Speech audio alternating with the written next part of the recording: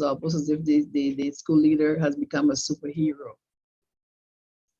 And also the curriculum's vision for educational leadership covers areas, 7 areas that indicate that the principals must be proficient enough to lead student learning, must lead professional learning communities, must lead personal change and development, organizational change, must lead for sustainability, accountability, and equity. And I'm sure Dr. Bristol would tell you, and Dr. James would say to you, that the areas of focus, when you read these standards, they are categorized in areas that relate to cognitive, the head, behavioral, the heart, performance, the hand, and well-being. Also, there is a study from the National Association of Independent Schools. It's a US-based organization, and it really points to what a conducive environment would look like if it was led by a digital leader. So a digital leader should really foster an environment where the school evaluates its use of technology to support its mission, where there's a strategic plan, and not only having that plan, but also a financial model to support technology commitments. Often we have plans, but then there's no finance and the plans go nowhere.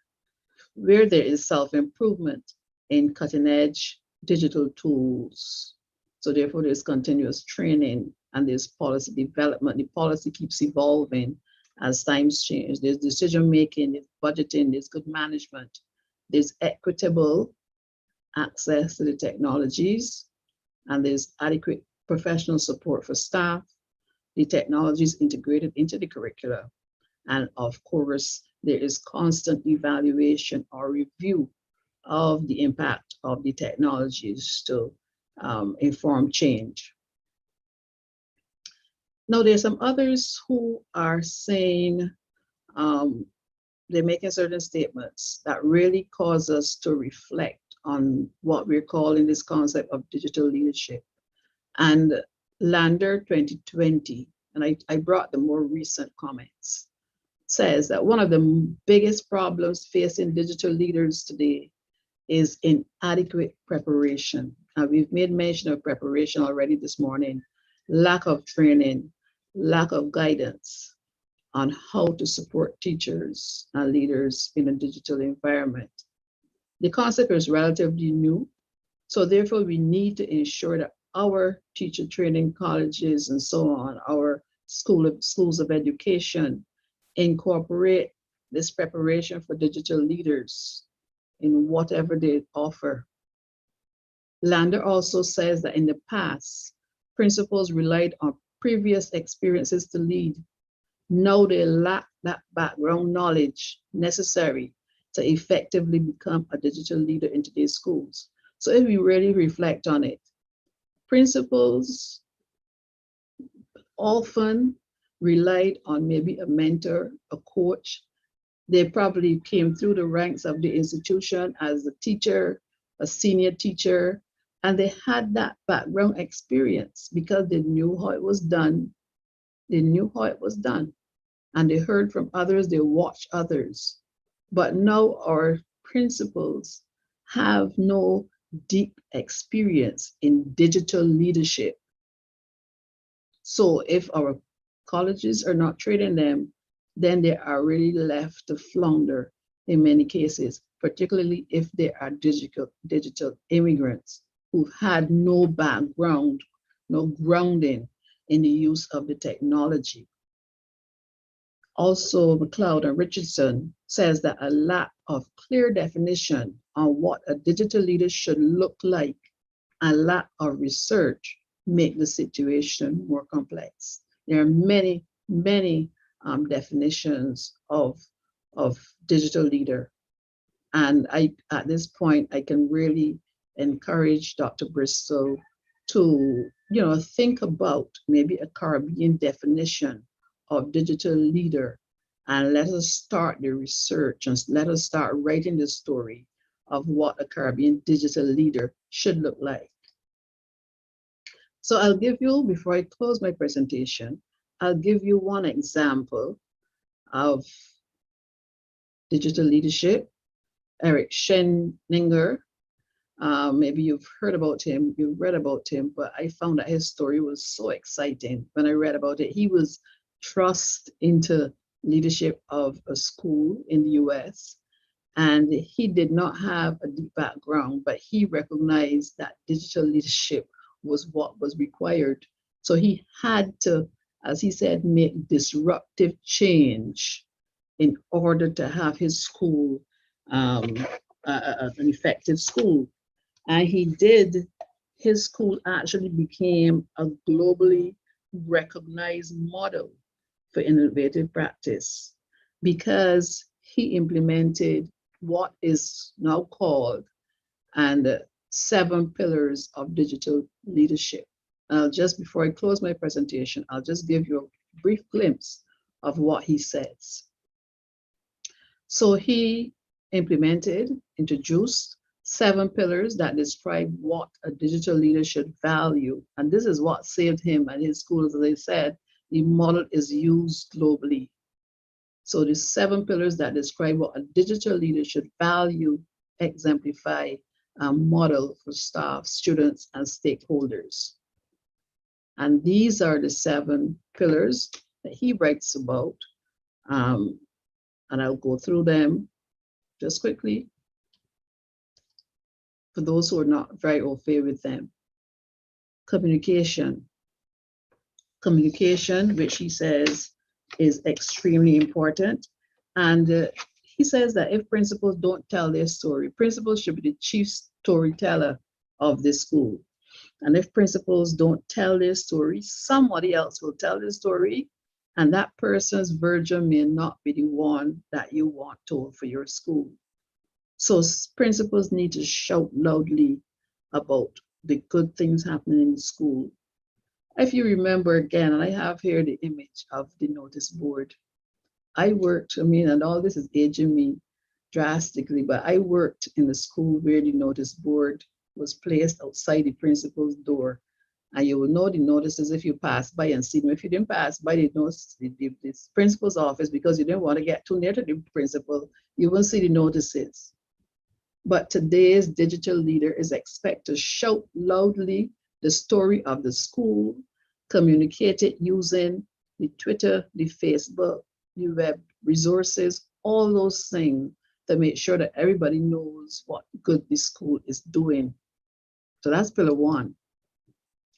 Again, I know the experience of having students go to the supermarkets and in town and distribute flyers and all those things about the school and things that are happening and all that. Pillar 2 speaks about public relations and the digital leader using social media to showcase the positive images in a transparent way, in a sincere way, showing excellence in the school, building strong relationships with the community through social media. The 3rd pillar, and this leads to branding. Scheninger talks about branding.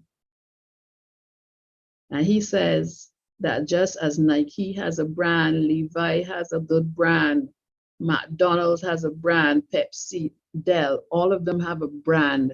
And when you think about their brand, you feel good. Or you see something that's good, that's attractive, that you want to be a part of that brand. That through communication of the digital leader, the school should develop a brand that parents should want the children to be there. Everybody should want to be a part of the school. Persons should want to come and bring their sponsorship and their money because the school's brand is reliable and it is consistent. Again, using the technology to promote that brand. And of course, he emphasizes and re-emphasizes that the digital leaders should form strong alliances, should not be someone who is shut away in a school, in an office, but should really be a part of a strong network of educators and a community of learners of similar interests. If there's an issue, you can call, you can attend conferences, you can attend symposia like this, so that you're constantly aware of new happenings, and you also get that strength and that encouragement, that inspiration to keep leading. And even in this COVID environment, there are things like the LinkedIn he mentions, the discussion forum, the Facebook, using the RSS feeders that allow you to have articles and so on dropped into your inbox as soon as articles are produced. Pillar 5 really speaks about student engagement. And D'Souza and many others who write about student engagement says that when students are not engaged, they're likely not learning. Staff who are not engaged, they're likely not connected with you. And parents who are not engaged are likely not supporting you. So this digital leader must find ways of sparking curiosity, having students engage, engaging parents, activities to engage teachers, making them feel as if they're part of the school. And again, the technologies can be utilized to engage persons in activities and sharing of the vision of the school. And pillar six speaks about learning environments and spaces. So it is about not just saying, well, I am the leader of this school, but it is about knowing your school, knowing areas in Barbados, we say every nook and cranny, every part of the school. Sitting in the chairs to determine whether they're comfortable or not. Sitting to determine whether there's a glare in the room, if the rooms are hot, if you're face to face. If you're online, then understanding the type of bandwidth you need. The tools, if you have students who may be visually impaired, who may have some other challenge, ensuring that there are tools and technologies so that no one is left out.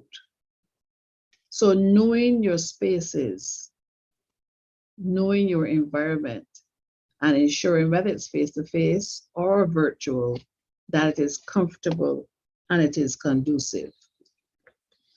And finally, principals or digital leaders should leverage social media to forge partnerships. And again, James and Figueroa Henry speak about these collective leadership, the collaborations. So therefore, the digital leaders should go out there and find, don't just sit in the school and say, well, nobody's coming to help us, and we have sports and we have all these things, and nobody's, sponsoring our teams. Go out there with a passion, with your brand, to make sure that you can get persons connected to the schools. If you're in a situation where you need internships, you need resource persons to come in, then you go after that for the good of the school. And you can also do it using the technology, using the digital tools. So as I wrap up, just a few thoughts as I finish. And this is just synopsizing what I've just said too. We need to have formal conversations with multiple stakeholders to address these new paradigms and these new transitions in training, and ensuring that they lead to policies and regulations. We need to ensure that there are finances that govern a shift to digital leadership, because it's all well and good to say, well, we need to have digital leaders, but we need to have the policies and the finances that govern the shift, that transition to digital leadership. We need to ensure, particularly in the Caribbean, that the area of digital leadership should become a focus of research. It's all well and good to hear what's happening in Asian schools and UK and US and so on, but we need to have our own definitions of digital leadership. And we need to have that feedback and share it across the region to inform our own growth and development. And from my reading, it says that research shows that the mere knowledge of the pillars, for example, the 7 pillars, the mere knowledge of the 7 pillars does not result in an effective digital leader. There must be that mindset and that permeation of the digital tools throughout the school. So having the tools thrown in the schools, the gadgets in the schools, that's not enough. Knowing that the pillars exist, that's not enough. We must, through training, help our leaders to develop that mindset that is required for the permeation of the technology throughout the school. And as Shen Linger did, we should document and share the evolving roles and experiences of Caribbean digital leaders, because he shared his, and we need to do the same thing. And this quote is quite dense, but I left it because I really like it. Many digital leaders consider themselves unprepared or unqualified to identify or even to integrate technology. But Prensky says, he just encourages, he says it is important to move past any reservations or discomforts. So if you're a digital leader or you're expected to be a digital leader, you feel uncomfortable because you've not had that experience using the technologies to lead. He says to move past those reservations or discomforts, because it's important that we lead schools that are preparing students for the futures they deserve. And if you want students to be competitive on a global level in the 21st century, you need to be visibly using and talking about digital tools for teaching and learning, because technology is a new way of thinking. And what is important too, the last bullet point that I have here is significant for those persons who are offering training for digital leaders. It says digital technology and leadership encompasses 2 concepts. So when we are implementing training programs and so on, we need to ensure that there are 2 parts to our training. Physical sciences, so our training should involve a focus on devices and so on, what they call the physical sciences. Our training for school leaders must also be involved with the behavioral sciences, which is a focus on learning and instruction. And it's only when we meld these 2 concepts, the physical, the focus on devices, and a focus on learning and instruction, then we can truly say that we are training and preparing our digital leaders. So that is the end of my presentation, and I thank you so much for your attention.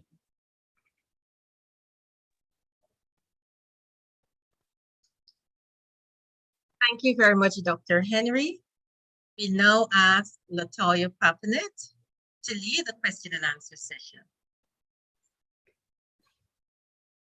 Good morning again, everyone. Thank you so much, Dr. Henry, for your insightful presentation. And before I begin reading all the questions, I want to take an opportunity just to invite persons to use our chat feature and send in your questions there.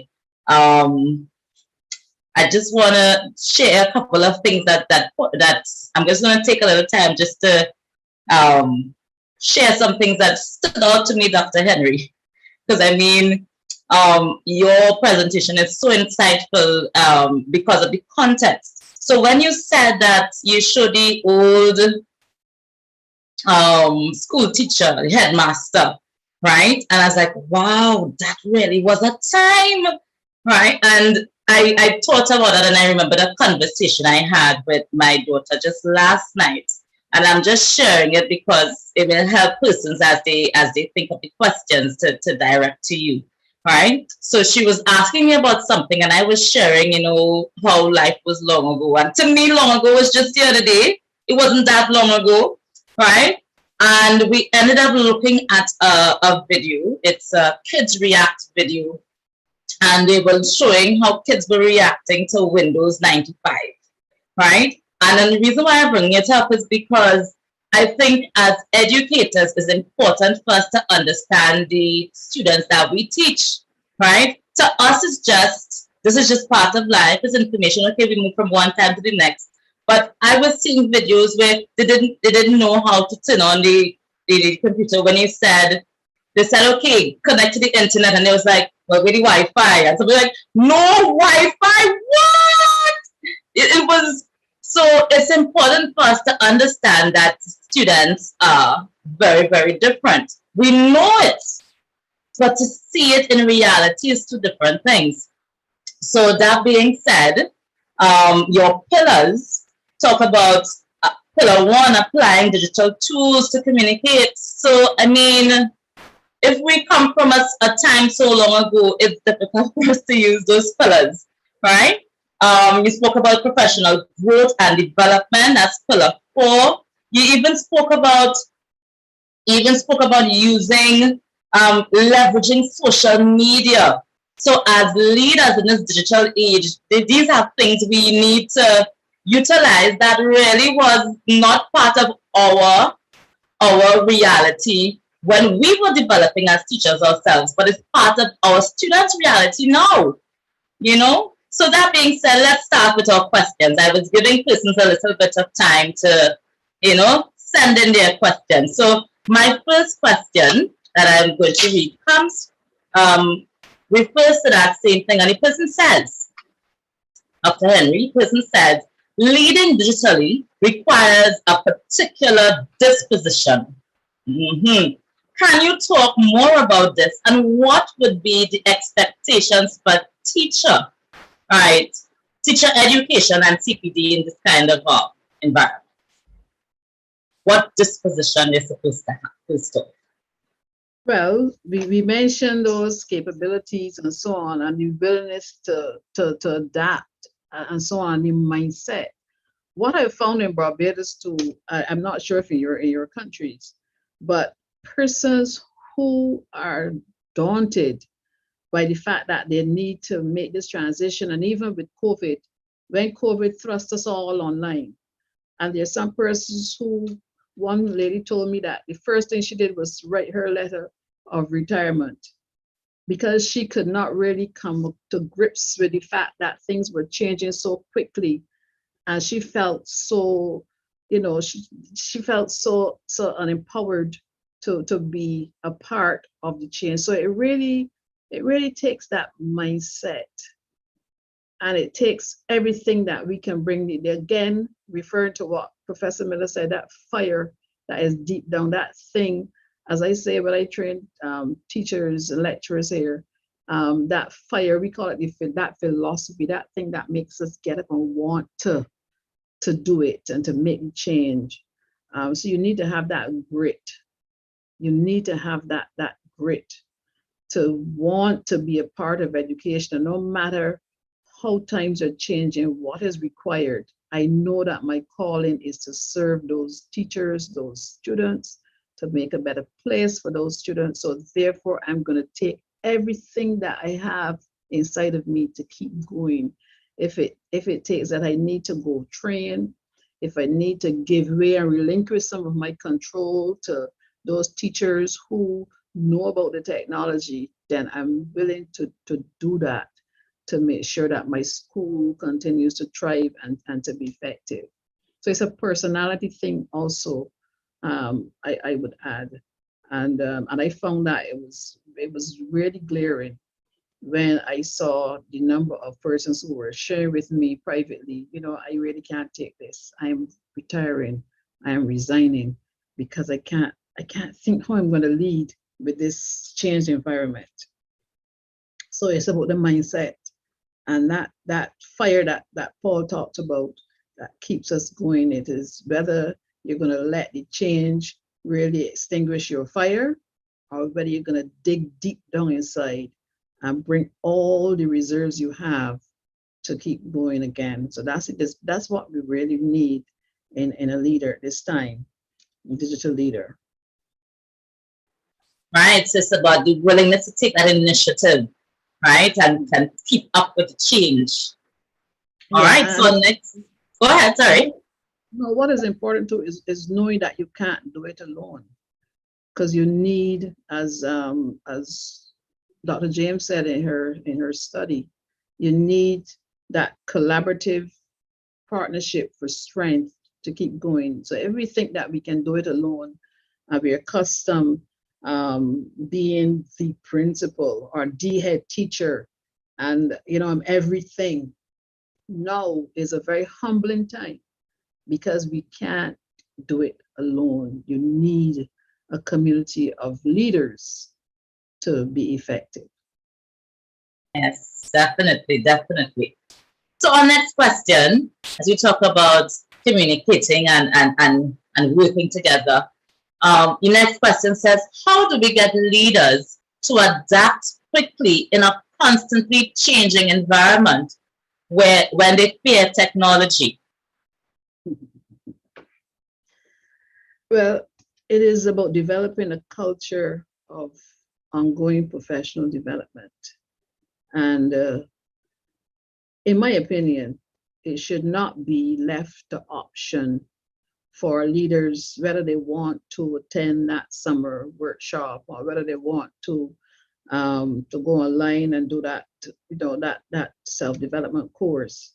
I do believe that it should be mandatory for our leaders to continue training and learning.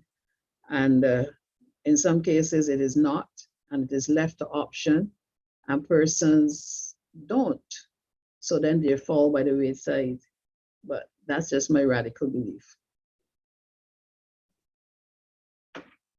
Yes, I hear you. Training is important, especially when you have new tools coming out all the time. You have to Yes. keep up to date with the tools. Right. Most Next question. In schools that are having challenges with sourcing and managing basic resources such as chairs and markers and tables and so on, how would you recommend they incorporate digital leadership strategies? Well, that is the all in all question because, for example, here in Barbados, schools are governed by the Ministry of Education. And we need to ensure that our policymakers recognize that they cannot, that we cannot just have buildings open. Not that that happens in Barbados, but that we just cannot have buildings open and students going there every day, teachers going there every day, and not the requisite supplies. So from the policymakers, we need to ensure that adequate budgets are assigned, and many of our leaders too are expected to get, as we said just now in one of the pillars, reach out to stakeholders who can assist sponsoring schools and so on, having a strong parent community that can assist to make sure that the schools are adequately supplied because the governments can't do all. But I rest a lot of that too on the leader and being very proactive and ensuring that the schools have adequate supplies of furniture and all the teaching and learning things that are required.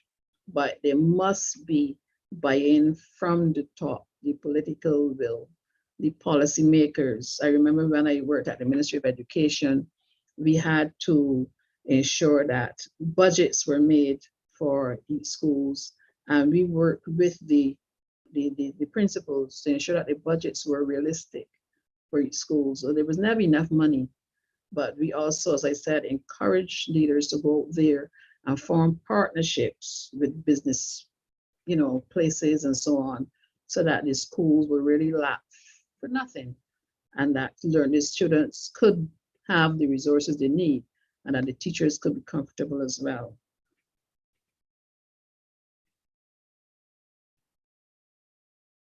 Oops, didn't click my. All right, so thank you so much. I have one more question. Right?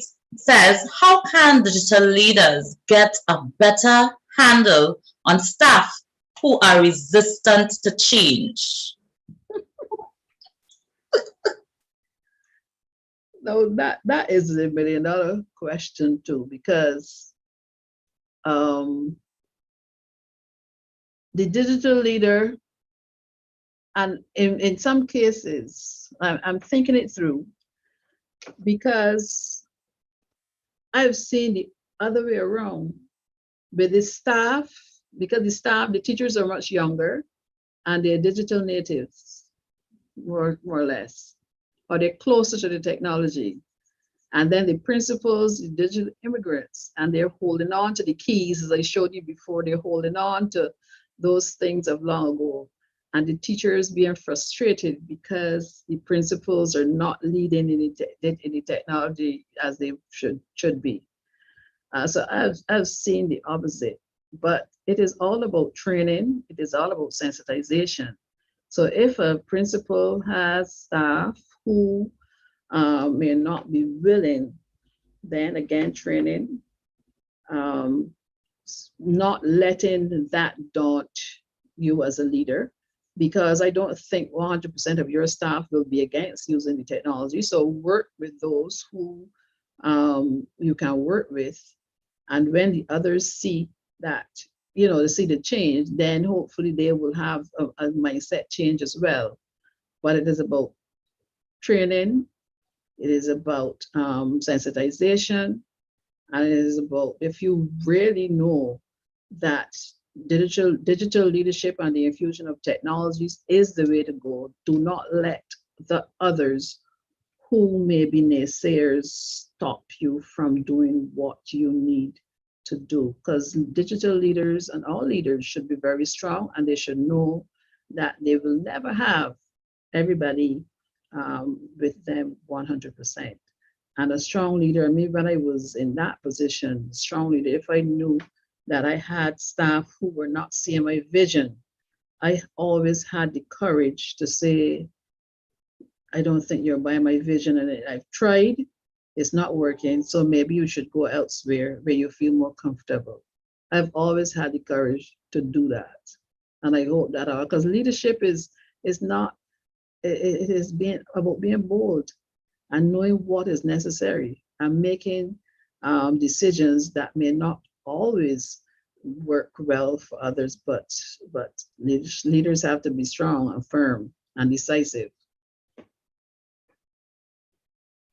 Thank you. Thank you so much, Dr. Henry. So this comes to the end of our question and answer segment. Before I hand over to Dr. Ru, I'm just going to read one comment, right? That correlates with what you were saying, and someone shared that the effectiveness of authentic partnerships cannot be ignored, right? And I think that's very important as we talk about digital leadership here, because we do have, as you rightly said, we do have people coming from different times, and we need to partner with and learn and develop and share. So authentic partnerships cannot be ignored. So thank you, Dr. Henry. I'm going to hand back over to Dr. Ru. Thank you.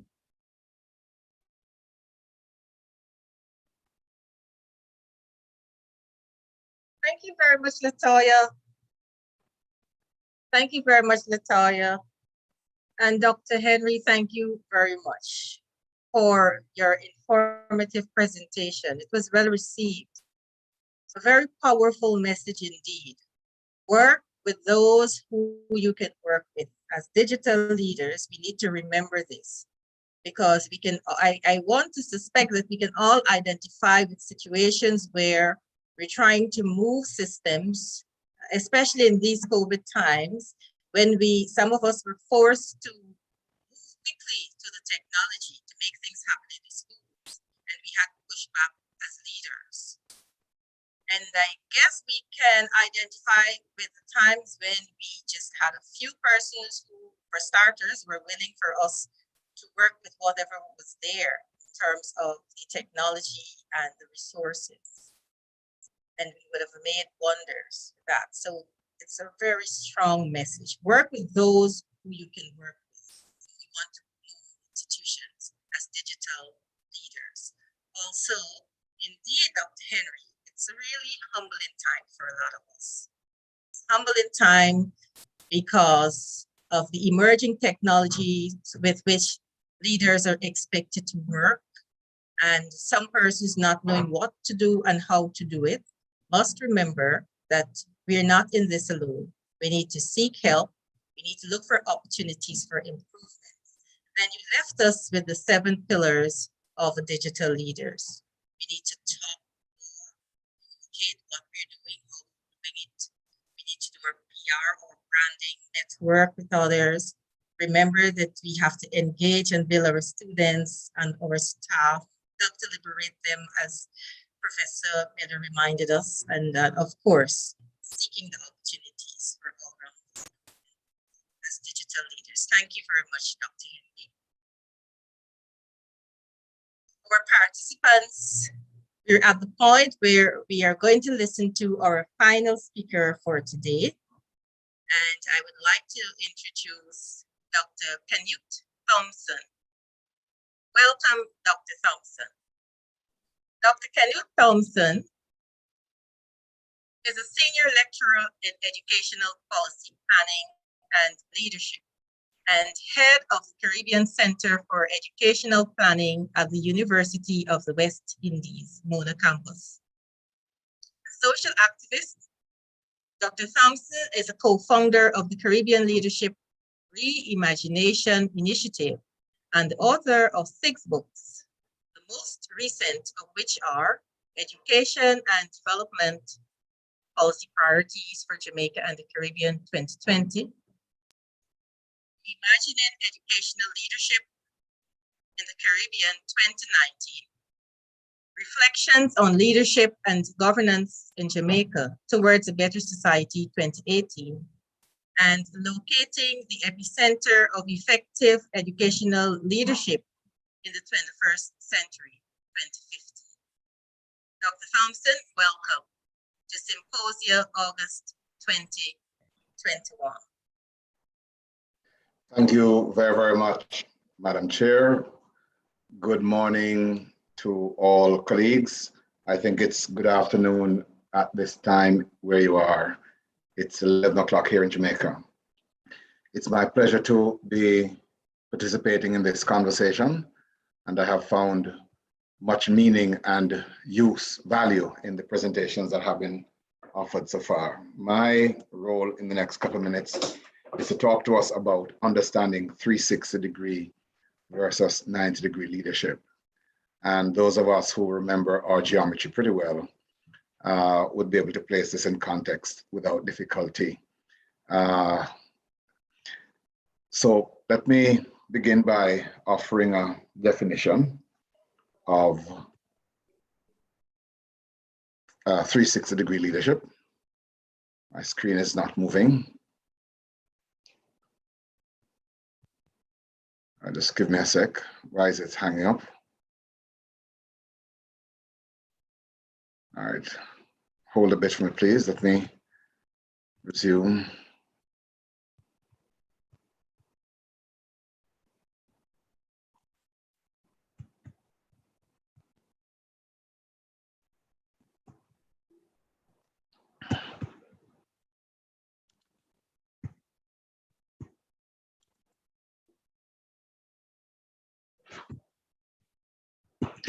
Yes, so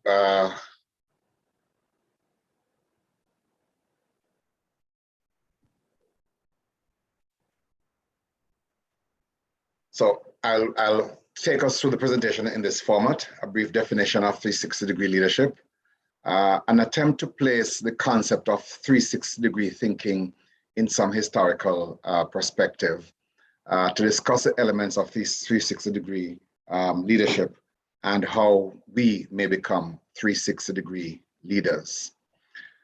So what is 360-degree leadership? Pulling from the various sources and relying most heavily on John Maxwell, I submit that 360-degree leadership is a philosophical and pragmatic approach to engagement in organizations, which affirms that an employee's effectiveness is not contingent on his or her power and position in the organization, but on his or her capacity to influence decision-making and the direction of the organization. And this can be done from anywhere in the organization. It is the capacity and commitment, might I say, to seek to influence decision-making, to influence the direction of the organization, and having the courage to undertake this ambitious agenda from anywhere in the organization. So as I thought through the evolution of our thinking towards this place where we're having this conversation about 360-degree leadership, I am brought back 100 years ago or so to the early thinking of the scientific managers who, Taylor, Weber and company, who operated on and articulated the doctrine, the kind of, might I say, conservative and inflexible doctrine that leadership is a top-down exercise. And in that regard, serve as the 90 degrees. So it is down and across. And unlike these three, however, we had Parker Foley, who as a woman, probably her orientation pushing against the dominant masculine notion of control from the top. Parker Foley began to promote what I describe as 180-degree leadership, which emphasized parity and employee engagement. So, I mean, I'm saying, so in the case of Taylor, Fayol, and Weber, the view was that managers knew the best way how to get things done. And the organization was structured around unilateral decision-making, which was deemed to be error-proof, rational, and impersonal. So when management took a decision that was harmful or which was insensitive, it should not be seen as impersonal. Bureaucracies were seen as impersonal frames of decision-making. In the case of Parker Foley, the view was that organizational decision-making was likely to be more effective when employees are engaged. So that's the kind of a summary of a bit of the history characterized by, in terms of 90-degree and 180-degree. As our thinking about leadership and management evolved, or as the thinking, might I say, we had needs theorists such as McClelland, McGregor, and Maslow, who, like Parker Foley before them,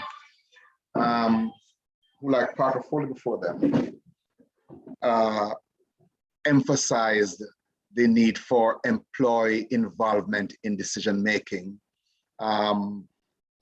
mindful that participation in decision-making was a way of responding to the human needs that persons had. And you recall McClelland, for example, who emphasized that human beings had three basic needs, the first of which was the need for power. So he spoke about the need for power, the need for affiliation, and the need for achievement. It is out of this context of interpreting leadership as being responsive to the needs of persons that we began to see a shift in how employees at all levels of the organization were now being viewed as potential assets. But before I go on to make that point, just want to make the further observation that these needs theorists took the view that exclusion from decision-making in the organization ran the risk of creating organizational dis-ease, organizational unrest, and entropy. So how did we come to this idea of 360 degree? Just want to make the observation that the notion of 360 degree as a concept was first used in relation to performance assessment, which emerged in the 1990s and was seen as a tool for helping an employee identify his or her weaknesses and blind spots. And the notion of defining areas of that needed improvement were not to be defined as weaknesses, but as opportunities for development. And the construction of this was around having persons who are at different points around the employee offer feedback on the person's performance. Curiously, Zenger and Folkman, about a decade later, began to shift the conversation from talking about employees' weaknesses or employees' opportunities for development to focusing on employees' strengths. So the leaning of this 360 degree assessment process was to help the employee identify and improve on his or her strengths.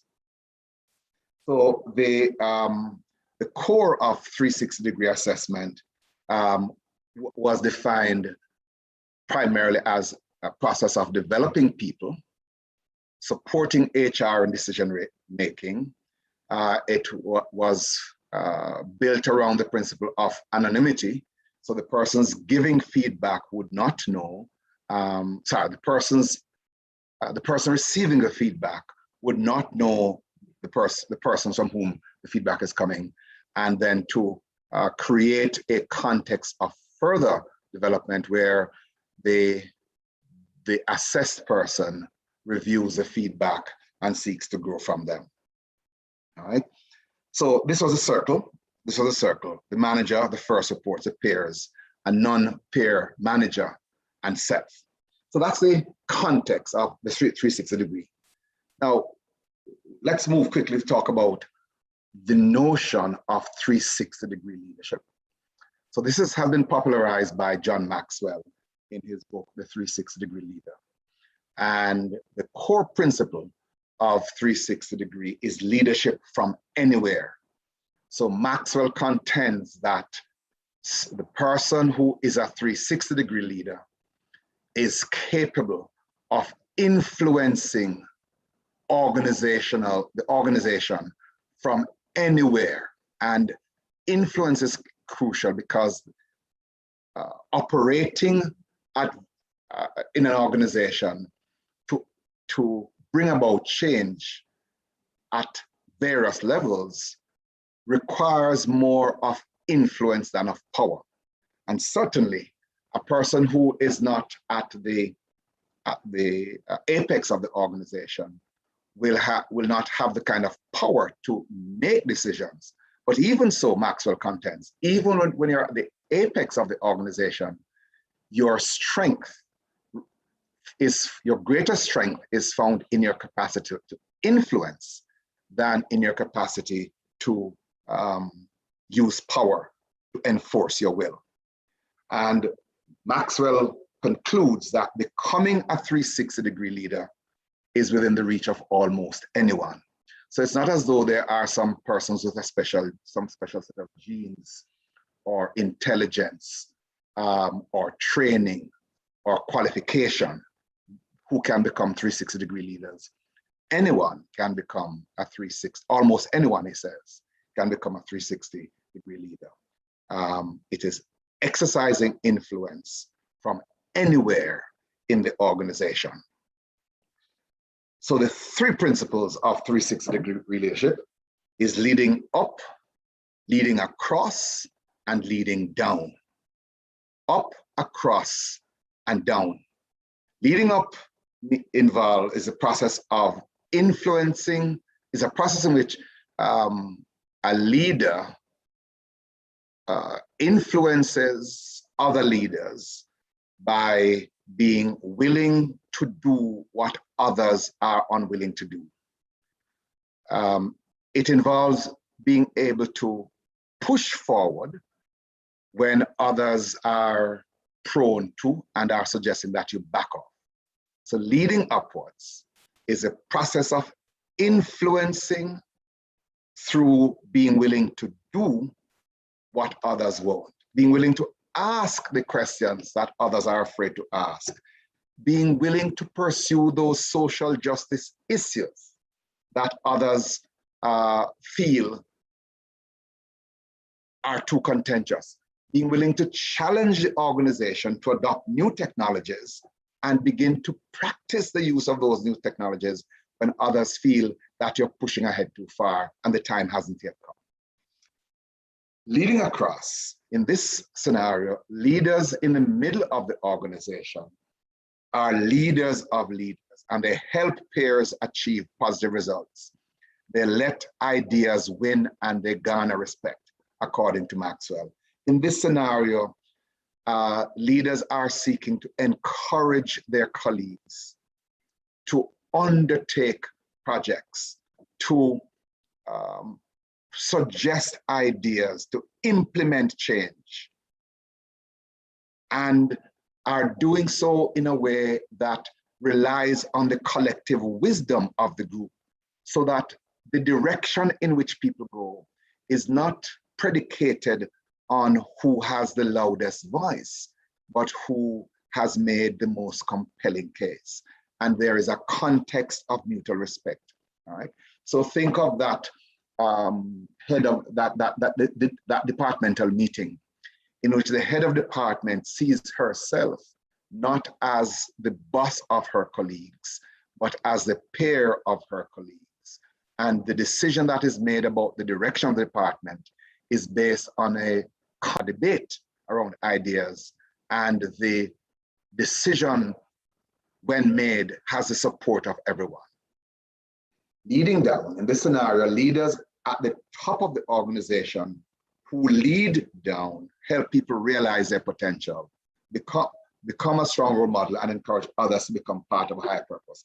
Here is where the CEO is using the head teacher, the principal is using every available opportunity to help others realize their potential, is creating space for others to be part of the doing and of the decision making, and is ensuring that when those persons make their contribution, they are duly recognized, and so their stocks, their social capital in the organization increase, and the respect that they gain and their capacity to influence in further contexts is increased.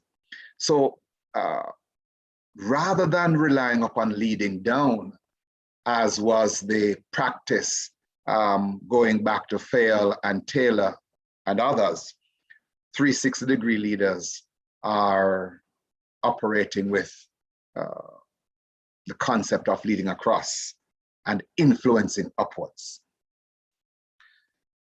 So Maxwell suggests that the reticence that people naturally have towards the notion of leading and the idea of leading from anywhere in the organization, that reticence is fueled by some myths.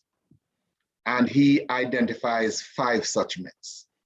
Myth number 1 is what he calls the position myth, where people say, I cannot lead unless I am at the top.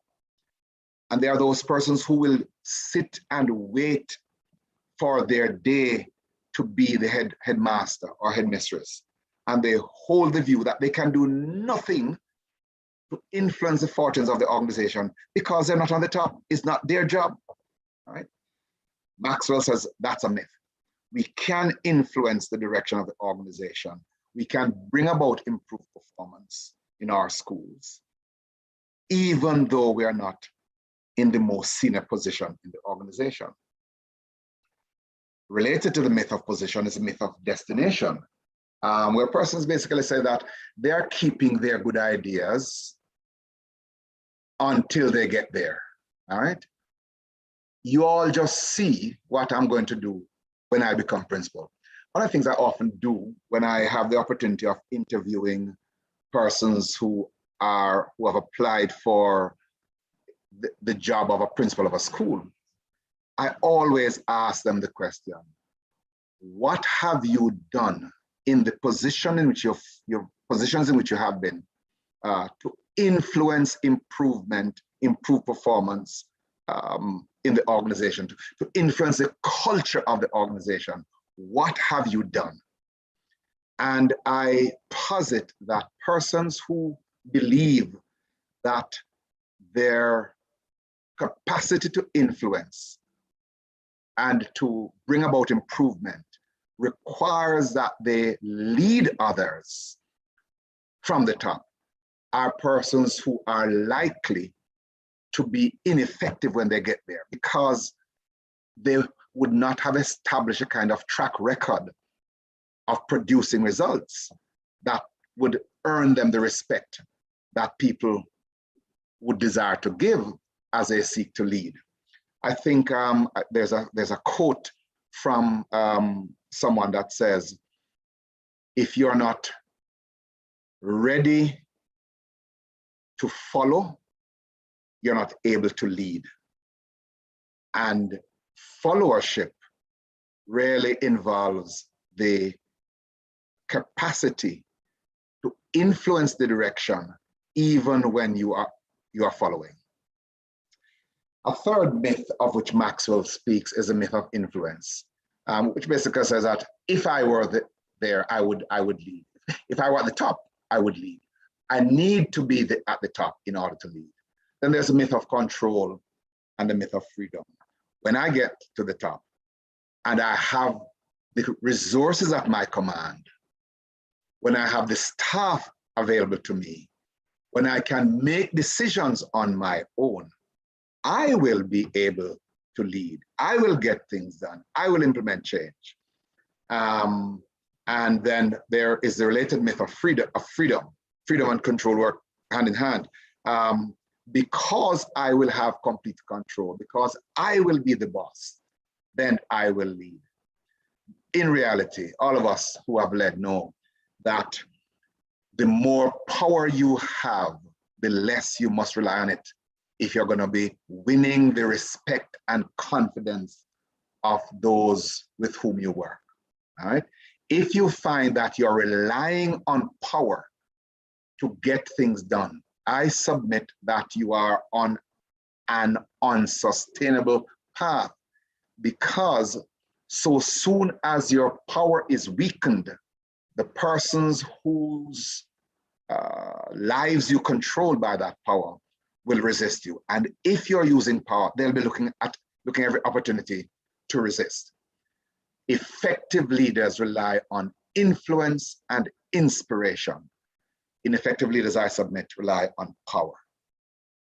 So how do we become 360-degree leaders? I suggest 5 things. There might be others that another thinker would wish to advance, but there are 5 ways by which I think you, those of us in this conference, the 99, the 100 plus, and whoever else will hear it, 5 ways. Having a sense of urgency for change. I was particularly inspired and impressed by the presentation of my colleague, Professor Miller, our colleague, as he spoke about the issue of equity and social justice. There are issues in our schools, in our education system more broadly, in our society, issues of inequity in our world, which require urgent action. They can't wait until we get to the top. We have to now collaborate from wherever we are, from anywhere we are, to seek to bring about those changes.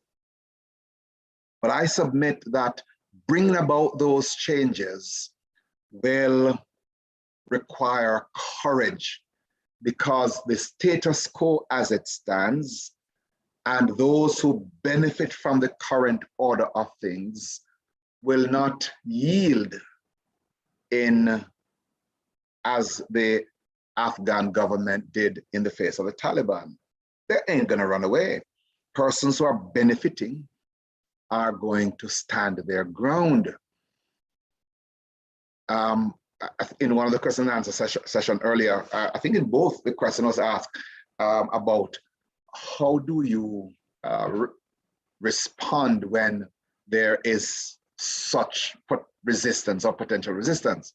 The truth is that in many of the things we'll have to do, we will have to be bold and be willing to incur, as Prof. Miller says, the consequences of a failed mission and consequences of being targeted after a successful mission. Thirdly, we need to understand influence. Influence is a skill that leaders must develop. We've got to build trust and we have to be emotionally intelligent. Let's speak about each of these very quickly. Having a sense of urgency begins with having a vision of what an organization can be. I'm part of this university. I'm part of this school. I'm part of this community. What is it that this place can become? And how can I help this place to become that?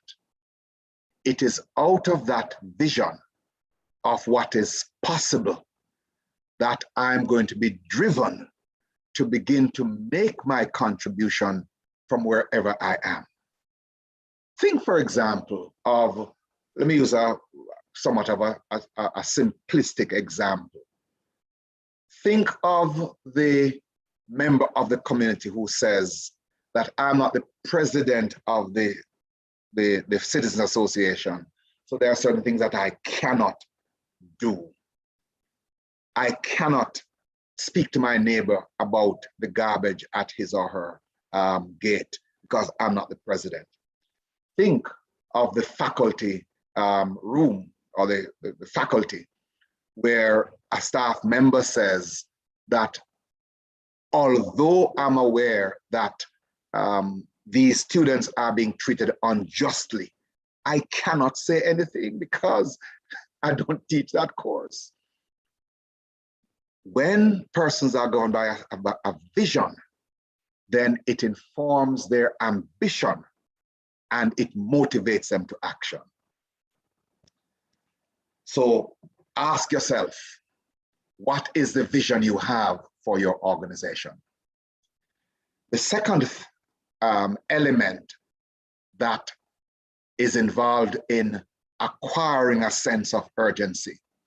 And here I'm using the word acquiring a sense of urgency very deliberately, because we can impose urgency on ourselves. The urgency for justice and for renewal and for improved performance, the urgency does not arise externally. It is not only because others are expecting it. We can impose hunger for justice, hunger for quality, hunger for improved performance on ourselves, and we need to have that beauty. So we have to create that sense of urgency. So being driven by that vision, we then seek to engage others in conversation around that vision. But here's where influence enters the picture, and I'll come to it again. We can't force our vision on people. We can't force them to believe what we believe. We have to explain. And through that explanation, through our narratives, inspire, and through that inspiration, influence. engaging others. Thirdly, committing ourselves to work towards the task of working to achieve our vision. We can't make achieving the vision, bringing about transformation, does not reside merely in a good speech. There has to be action, work. And finally, I suggest that being governed by a sense of urgency involves resisting subscription to the myth particularly of position and destination. We ain't waiting until we get there. We're doing it right now, right here. It's possible. That's how we become 360-degree leaders. I want to say, secondly, that becoming a 360-degree leader requires courage. Courage. Courage, as Mandela would have said, is not fearlessness. It's not lack of fear, but courage is the willingness to do what we know needs to be done, even in the face of fear. In my 2013 book, Leadership Reimagination, a primer of principles and practices, I talk about the term constructive subversion. And I dare say that courage involves constructive subversion. Constructive subversion involves tackling those tendencies and practices in our schools, in our communities, in our churches, in our society, tackling those structures, tackling those tendencies, tackling those practices which are inimical to our collective interests. It means being an activist. A courageous person is by default and by nature an activist. Courage also involves the behaviors of people like Walter Rodney, Martin Luther King, Rosa Parks. Notice that none of them was the head of anything when they brought about the change that they produced. They were leading from the middle. And although King was the leader of the civil rights movement, he was not the only leader. It's not as though he was at the apex. There were many with him, leading from anywhere, including from prison, as he and Mandela and Rosa Parks did. And interestingly, leading from the grave, as Walter Rodney and King and others now do. So I said earlier, courage is rooted in justice, is rooted in social justice, creating equity. There are some very courageous and audacious social justice movements. Occupy Wall Street, fees must fall, and we could name others. I want to talk very quickly about the nature of influence. I have some thoughts around this. Influence may be defined as the capacity to produce a sustainable impact on the character and behavior of a person or a process, such that the character and consequently the behavior reflects, at least in part, the vision, values, and desired outcomes of the person exercising influence. And that's a quote from an upcoming publication for 2022, right? So it is the capacity to influence sustainable impact. Power involves giving orders and getting things done now. Influence involves changing hearts and leading people to be driven internally. Influence is a greater source of motivation than power, as Zenger and Folkman compared. And again, from that upcoming publication, leaders who depend on power will have little efficacy in selling upwards and across, as power is only effective when one has control over those who must submit to one's power.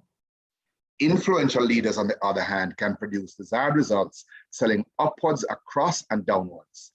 The influential leader seeks to persuade and relies on the credibility of his or her message and the potential impact of the proposals, not the power to force one's will on others.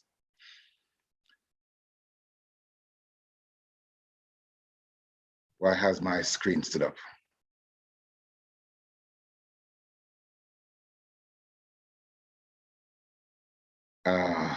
What did I do?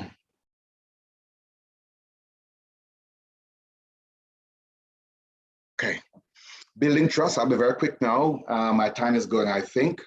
Building trust. You can't be an influential leader from anywhere, top, bottom, or middle, if others do not trust you.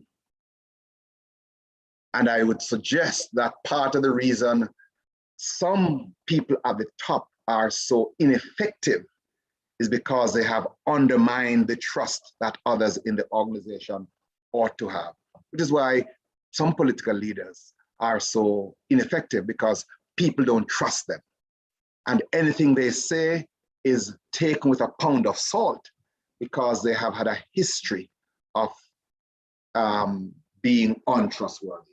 Blanchard, 2010, proposes what he calls the ABCD trust model. This model, he says that trust requires ability, believability, connectedness, and dependability. To be trustworthy, we have to have some level of competence. If you're going to be leading from anywhere in the organization, top, middle, or bottom, you have to be good at doing something that you're employed to do. You have to be competent at getting your job done.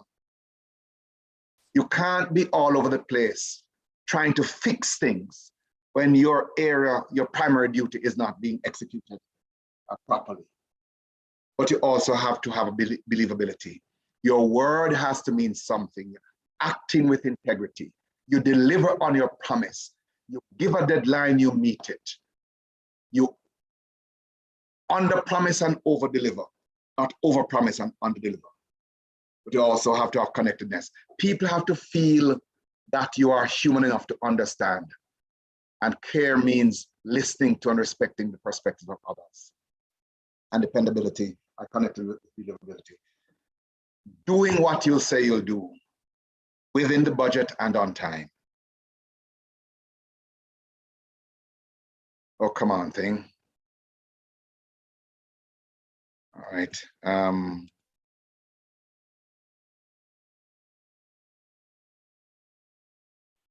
Building trust, according to Vodicka, another thinker, involves the 4 C's. Consistency, compassion, communication, and competence. I just want to highlight consistency and competence. Competence related also to what Blanchard has said.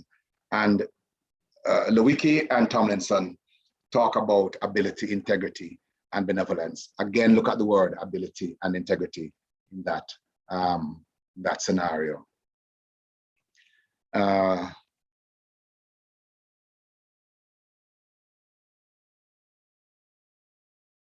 I think my time is up. I think the area of emotional intelligence is something of which we are aware, so I will not go into that.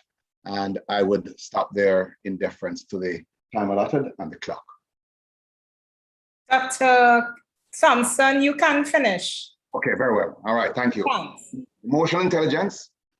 Many of you would be familiar with Goldman's book, that Working with Emotional Intelligence. What is emotional intelligence? Emotional intelligence is driven by the knowledge and the ability of being aware of who one is, how one is behaving in a given moment, and how one is impacting others.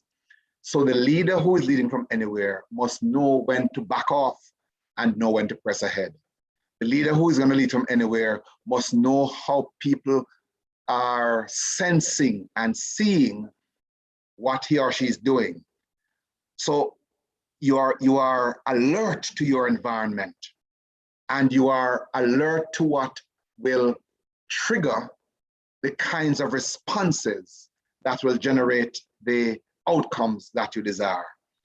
Therefore, emotional intelligence involves being able to read others' emotions and to adjust one's mode of engagement to maximize the impact from the encounter. I'm simply not sure why, right? And this is where I'll stop. Here are some references.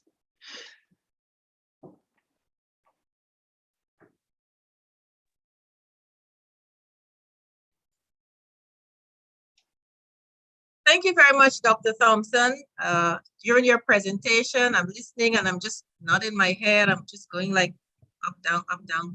But now is the time for the question and answers, And I'm going to invite Latoya Papadit to do the honors. Latoya? Yes, good afternoon. Good afternoon again, everyone. This afternoon, yes it is. So we are going to do our last question and answer segment, and I invite you all to send your questions to Dr. Thompson, right? I must say that what stood out to me was your comment about leadership is about influence. And I think after hearing all of our presenters today, it makes you realize that you could be anyone in the education system. You don't have to be someone with a high position of authority, and you can still have influence. It means that at the end, you should be so motivated to go back and make something happen. So that being said, you're all motivated. What are your questions? I'm going to start off with the first question. It says, how do teachers as 360 leaders get past cultures in schools that do not support this notion of 360 leadership, right? And in those schools, they believe in leading and leadership being only for persons in the positions that are appointed to lead. How do we get past that? Yes, there are a couple of ways, but I would begin by conceding that in an organization that has a tendency to be top down, it's not necessarily going to be easy. But there are three ways I would suggest that can be adopted. I believe first that teachers can come together and frame projects and initiatives that they have the capacity as classroom teachers to implement. So in addition to their core duties of leading the improvement of teaching and learning in their particular classrooms, they can work together independently of authority or permission from the head to begin to get things done, whether at the grade level or at the subject level, right? I think secondly, they can use might I say, the authority, the track record, the capital that emerges out of their collective efforts to inform conversations for negotiation with the leadership. I think it was Prof. Miller who said it, that, you can't quite argue with results, you can't argue with the pragmatic outcomes of what people have done. And I think his words were that people are looking for theories on which to hang their practice. So when those leaders, those classroom teachers have acquired and produced some results, it is then that they can go to the leadership and begin to argue for the adjustments in policy decision making, in power distribution, and in how the school is generally led and governed. The third way I suggest is through what I would call the uncomfortable ad hoc conversations, where people courageously begin to make their voices heard in new ways in staff rooms, in staff meetings rather, standing and raising questions and proposing directions and inviting new thinking in other directions. Now, very often, and I think everybody can attest to this, a group of people will sit down and agree on a strategy for bringing a point forward. And the staff meeting is called, and you get up and express your point of view, hoping that others will be behind you to support, only to find that you're on your own. Now, there's that risk. But I want to suggest that that conversation, even with its risks, can help to shift the mindset of the organization. Thank you. So do not be afraid to take on that role. Ask the questions, even if you might be the only one standing. Absolutely. Absolutely. All right. So our next question. What would you recommend for a teacher who would always look at everything in a negative light?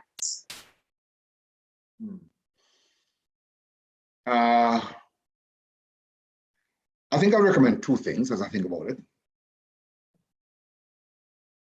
I would firstly invite that teacher to talk about the things that she or he has been able to accomplish, the positive results that he or she has been able to produce.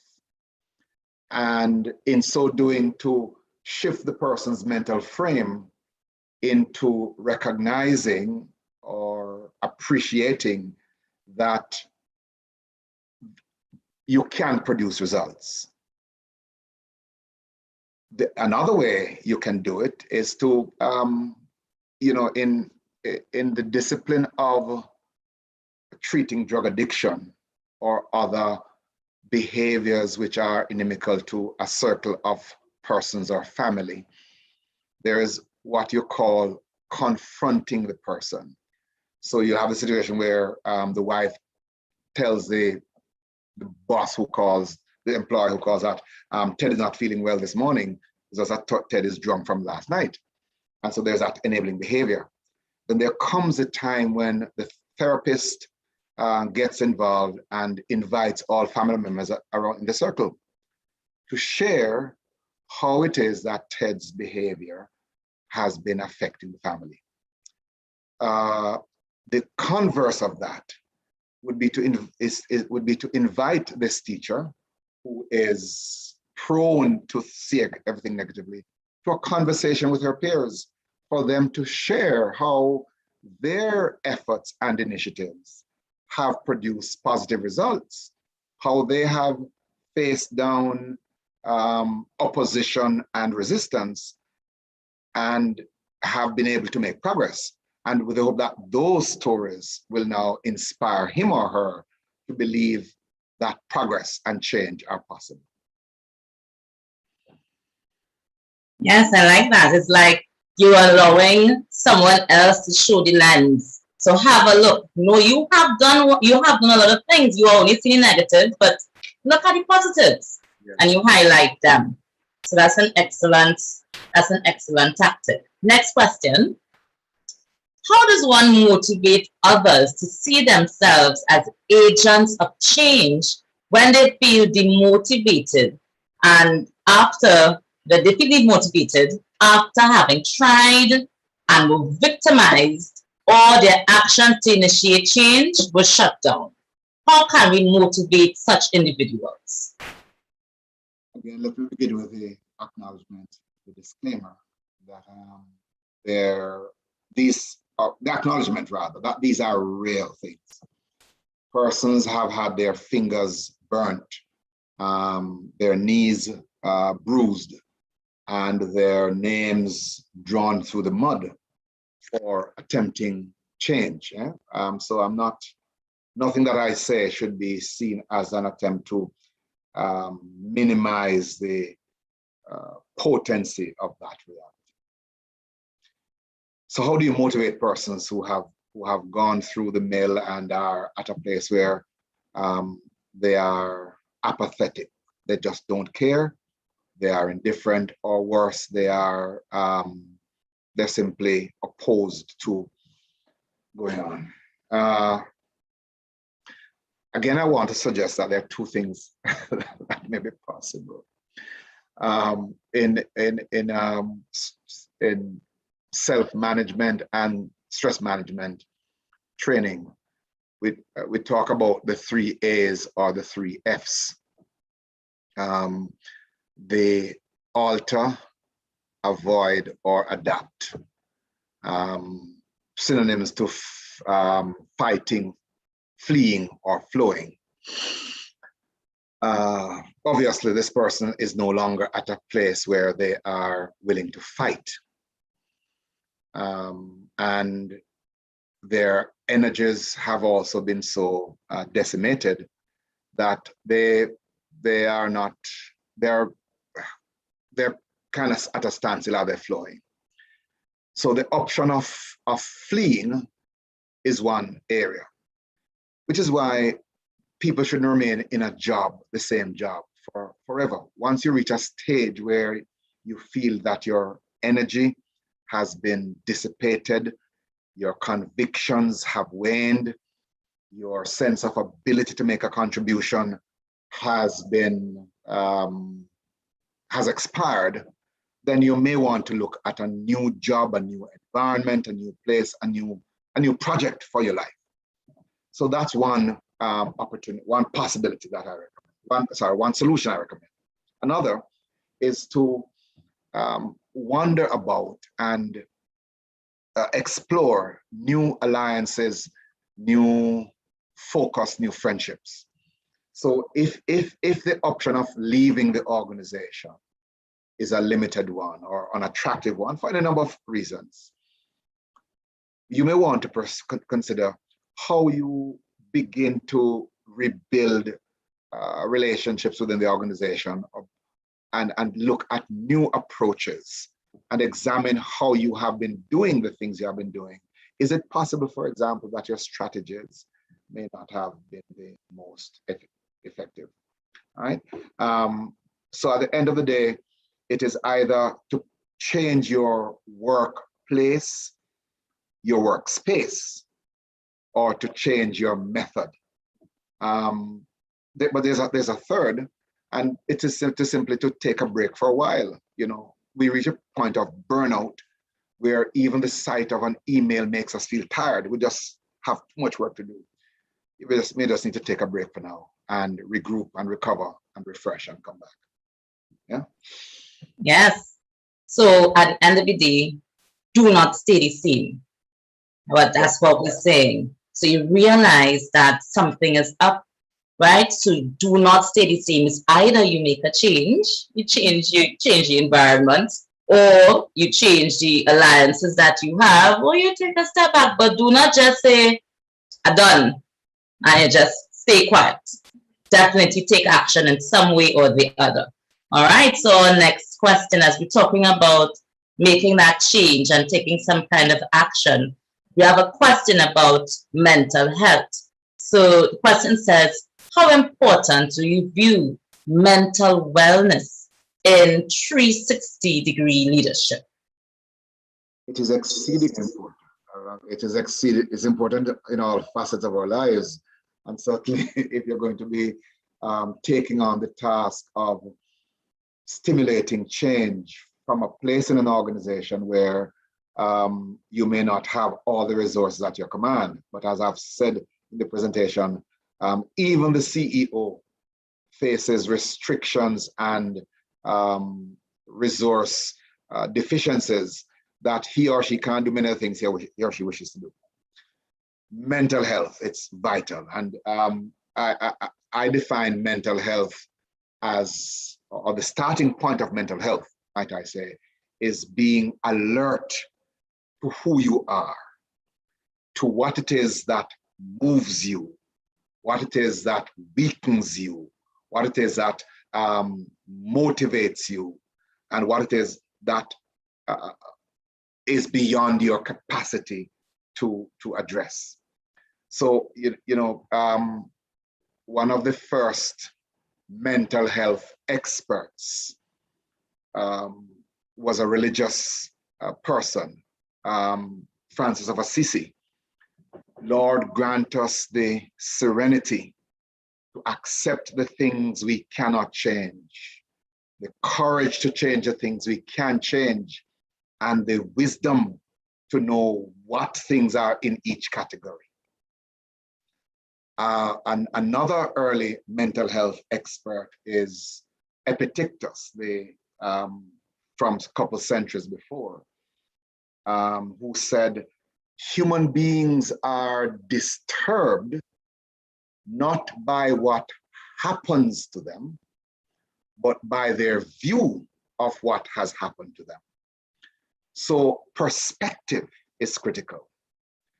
And in managing our mental health, we need to be able, as I said, to have a clear sense of who we are and what drives and what weakens us. Secondly, to be able to differentiate the things which deserve our energy because they are mutable and can change, versus those things which we've got to leave alone. Think of you trying to bounce down a tree with your shoulder. You're hurting yourself, right? What are those things? And then having identified the things that we can address, we can change, to develop a strategy and the necessary skill sets and begin to work at those things collaboratively as best we can. But yes, mental health is vital, if that's a question. Thank you, Dr. Canute. We have come to the end. I mean, I'm making sure. I've come to the end of our question and answer segment, and I will just say that what stood out for me in your presentation, and even in the questions that were asked and your responses, what stood out is the fact that you have the power to make that change. You have the power to influence change, and then you have the power to get things done, even if it means you have to adjust and modify and revise your approach. But overall, one of the standing messages is you have all of the power. So thank you so much, Dr. Thompson. And I'm going to hand over to Dr. Rowe.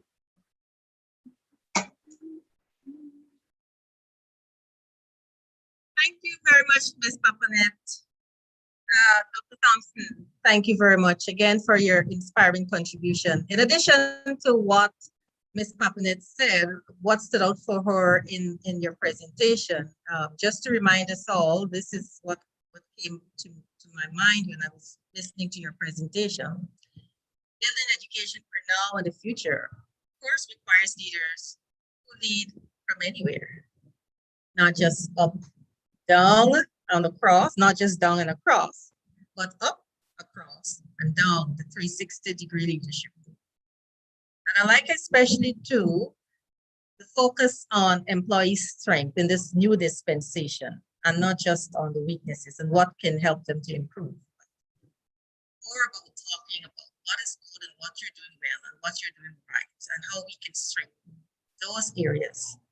That is encouraging and empowering. And as we heard in Professor Miller's presentation, it's about encouraging and liberating our students and our staff.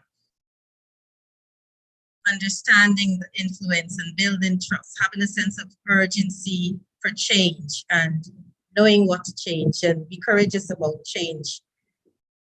Emotional intelligence is very important. Understanding our own emotions, our own stress, and how we deal with those. And then be able to show empathy for others. Thank you very, very much, Dr. Thompson. Again, and this has brought us to the penultimate item on our program. But before we get to that, I would just like to remind participants to please ensure you access and complete the feedback form from the chat. And for those of you who are following us on YouTube, the link to the form is there as well. Remember to subscribe to follow us on Facebook, on YouTube, subscribe to our website, be a member of CVE. I now invite our executive member, Ms. Cecile Minot, to bring closing remarks. Ms. Minot. Thank you so much, Viola. I think it's good morning. Well, it's good afternoon in everywhere across the region at this present time. And the first thing that I'd like to do this morning is I would like to express our appreciations to our speakers today. First, to our keynote speaker, Professor Paul Miller, who shared with us on leadership and equity and inclusion. Dr. Sylvia Henry, who shared on school leadership in the digital age. And of course, Dr. Kenneth Thompson on understanding 360 versus 90 leadership, for their valuable contribution to our symposium, Innovative Leadership, Building Education for the Future. My deepest gratitude also goes to all who attended the first day of our 2-day symposium and helped to make this morning, a success. I do hope we will see you again tomorrow, same time, same place. Today, there were several important and interesting points raised by our speakers, and I just wanted to touch on a few of them as we close out this morning. First, our keynote speaker, Professor Miller, who told us about diversity and inclusion, especially looking at social justice, how we do social justice in our jobs as teachers and educators. We need to think further, improving on what we currently do and helping others. Always thinking of equity and fair treatment for all. We should use the rules of our schools and university to enhance our work and help our students and colleagues. Use the opportunities that present themselves to create that social change. He also provided some tips on how we can improve our work in the area of social justice by collaborating with our colleagues. And he shared the analytic framework, which includes the pedagogic activism, regulatory activism, and let's not forget the emancipatory activism. He brought to our attention the fact that many principals were generally unaware of a social justice leadership orientation. They're doing something, but they do not know, but they do not have the language and or the understanding. However, by education and continuing to teach, they will be able to gain it. Finally, he shared on the 7 social justice points with us. The knowing will enhance the doing. Dr. Henry took us back in past, and I must tell you, it did remind me of a number of things when I was in school, and I'm sure some of you who have joined us. She spoke to us about leadership and digital age. She reminded us of when I was in school, the qualities of what a headmaster and a headmistress were. Times have changed a lot since then, and the Blackboard has been converted to the digital platform. And this has even come across even more since COVID-19 has presented itself over the last 2 years. Our students and many of our teachers are digital natives, while principals are most of our principals are digital immigrants.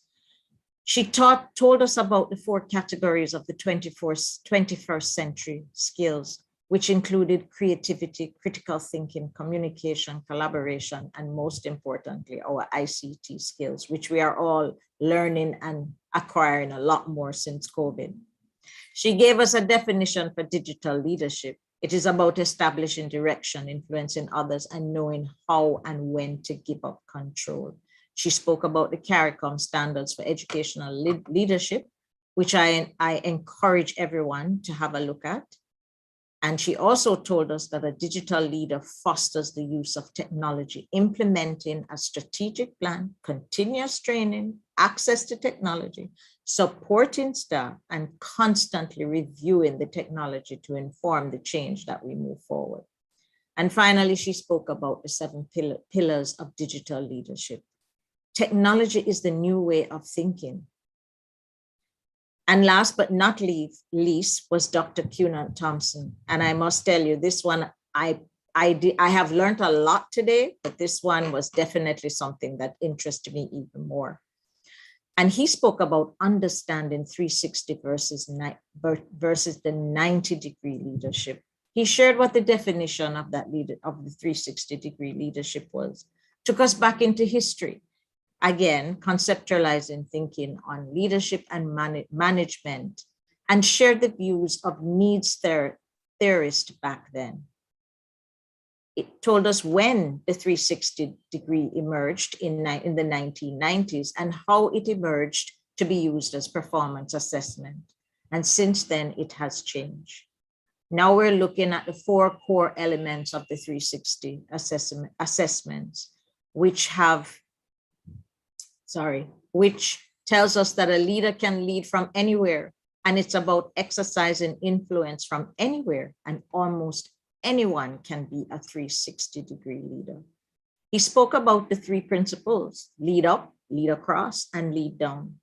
And he also discussed with us the 5 leadership myths, which I'm sure some of us have heard about, and we have totally ignored it because we know that we can lead from anywhere. And Dr. Thompson emphasized that as well. Becoming a 360-degree leader requires a sense of urgency for change, the courage to be and do, understanding influence, building trust, and being emotionally intelligent. And as my colleague said earlier, you have the power to influence and make change. And last but not least, I think in this time of COVID-19 and all the challenges we've been facing, I think Dr. Thompson hit this on the head when he said that mental health is vital in our 360-degree leadership. And I'd like us all to remember that. Finally, my deepest thanks to the CVE Secretariat for their priceless contribution and for running such a smooth event this morning. And I want to thank them as we move forward into tomorrow, where we invite you again to join us. We see you all tomorrow. Thank you. Over to you, Dr. Rowe. Thank you. Thank you very much, Ms. Minot, for your closing remarks and for succinctly sharing the salient points from our keynote speaker and other speakers. Participants, closing out day 1 of Symposium 2021, we have a cultural item. But before we invite our presenter, we wish to remind you to subscribe to our website and YouTube channel and to follow us on Facebook. Come be a part of CVE with President Dr. Freddie James and her dynamic team of directors, executive and other members dedicated to building innovative education for the future. Participants, I know that day 1 has stirred much excitement and that you will not want to miss day 2. We have a lineup of another 3 dynamic speakers for tomorrow. Program commences at 1100 hours. Cultural item is a rendition of Redemption Song performed by Emmanuel Joseph. Emmanuel Joseph is an accomplished pianist and the captain of the Renegades Youth Steel Orchestra, a band which led to success in the 2017 Junior Panorama Championships. Emmanuel is a second-year student in the Faculty of Humanities and Education at the University of the West Indies St. Augustine campus. His skill as a pianist allowed him to top a field of 15 competitors and to walk away with the 10,000 first prize in the UWI Got Talent competition in 2019. Now for our entertainment.